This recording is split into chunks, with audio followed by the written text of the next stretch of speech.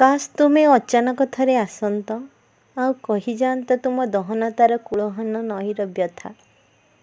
ତୁମ ଓଦା ଆଖି ତଳେ ଲୁଚିଥାନ୍ତା ଶତାବ୍ଦୀର ଯାତନା।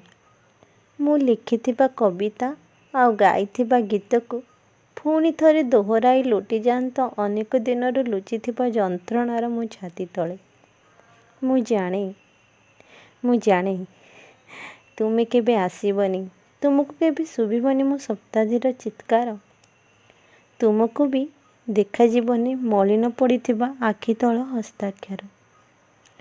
ତୁମେ ଯେ ଦୂର ପାହାଡ଼ ବନରେ କୁରୁଳୁଥିବା ନାଗର। ଅଚାନକ ଭାବେ ହୁଏତ ତୁମେ ଅବା ମୋ ଭାବନାର ଗନ୍ତାଘରକୁ ଧାର ନେଇ ଖୋଲିଥିବ ମୋ ମହକର ଶିକୁଳି। ଆଉ ଭାବନାରେ ଲୋଟୁଥିବ ଧୀରେ ଧୀରେ ଆହା। ଆଖି ଯାହା ଛୁଉଁଥିଲା ଏ ଆଖିର ଲୁହକୁ, ଓଠ ଯାହା ଛୁଉଁଥିଲା ସମର୍ପିତ ତନୁକୁ, ମିଛ ଯାହା ଲାଗୁଥିଲା ବେଦ ଆଉ ପୁରାଣ, ଆଲିଙ୍ଗନ ଲାଗୁଥିଲା ପୁଣ୍ୟ ଯାହା ନିପୁଣ।